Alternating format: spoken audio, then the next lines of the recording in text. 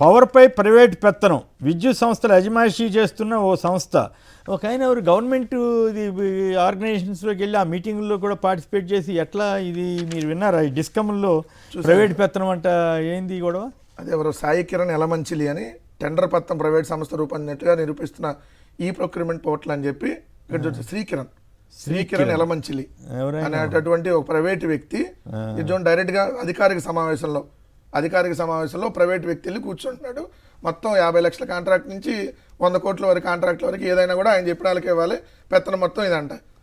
So ఇదొక్కటి విషయమే కాదు, గవర్నమెంట్ అట్లా గవర్నమెంట్ ఇంత ఆంధ్రజ్యోతిలో ఒక కథనం వేశారు. ఏంటది? ఏదైతే పిఎం గర్ అని చెప్పి సూర్య గర్ అని చెప్పి ఈ సోలార్కి సంబంధించిన దాంట్లో అది కేంద్ర ప్రభుత్వానికి సంబంధించినటువంటి ప్రాజెక్ట్. ఆంధ్రప్రదేశ్ రాష్ట్రంలో కాదు ఏ రాష్ట్రంలో అయినా దానికి ఆథరైజ్డ్ ఎవరు చూస్తారంటే ముఖ్యమంత్రి చూస్తారు. ముఖ్యమంత్రి చూసేటటువంటి దానికి సంబంధించి 8,000 కోట్ల కాంట్రాక్ట్. అది 8,000 కోట్ల కాంట్రాక్ట్ని టెండర్ లేకుండా ఇచ్చేశారు. 8,000 కోట్ల కాంట్రాక్ట్ ని పిఎం సూర్య గర్ అని ఒక 2 రోజులు వేశారు వరుసగా, మీరు చూస్తుంటారు. సో 8,000 కోట్ల కాంట్రాక్ట్ ని ఎట్లా ఇస్తారు అసలు? మామూలుగా అయితే ₹1 కోటి కాంట్రాక్ట్ 2 కోట్లు అయితే అనుకోవచ్చు, కానీ 8,000 కోట్ల కాంట్రాక్ట్ ని టెండర్ లేకుండా ఇవ్వటం ఒక పాయింట్.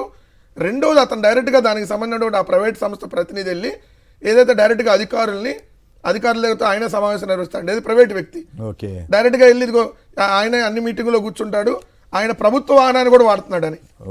ప్రభుత్వ వాహనాన్ని వెళ్ళి ఇది ప్రైవేట్ వ్యక్తి. ప్రభుత్వం ఎంత ఘోరంగా తయారు, వాళ్ళకి సంబంధించినటువంటి మనుషులకు అడ్డగోలుగా దోచిపెట్టే కార్యక్రమం మీరు చూసారు కదా. పవన్ కళ్యాణ్ గారి సినిమాలో హీరోయిన్ నటించిన ఆమెకు ప్రభుత్వ వాహనం ఇచ్చి పంపించారు. ఆ ముంబైలో హనీ ట్రాప్ నటి జత్వాని, ఆ జత్వానికి రాచమర్యాదలు చేసి విజయవాడ దుర్గ దర్శనాన్ని ఏది మంత్రులు ముఖ్యమంత్రి కల్పించేటువంటి దర్శనాలు కల్పించారు. అంటే వాళ్ళు అనుకున్నటువంటి మనుషులకి ఇక్కడ ప్రభుత్వంతో సంబంధం లేదు, ఏదంటే వాళ్ళకి పార్టీతో సంబంధం లేదు, లేకపోతే వాళ్ళకి అసలు పదవితో సంబంధం లేదు, వాళ్ళకి డైరెక్ట్గా ఏంటి రాచమర్యాదలు. ఇప్పుడు ఈ ప్రైవేట్ వ్యక్తి ఎలా కూర్చుంటాడు దాంట్లో, ఎలా ప్రభుత్వానికి సంబంధించిన దాంట్లో మీటింగ్లో ఓ ప్రైవేట్ వ్యక్తి ఎలా అధికారుల సమావేశంలో పొలిటికల్ గవర్నెన్స్ అన్నారుగా, అదేమో మీరు అన్నట్టు అదే ఉండొచ్చు.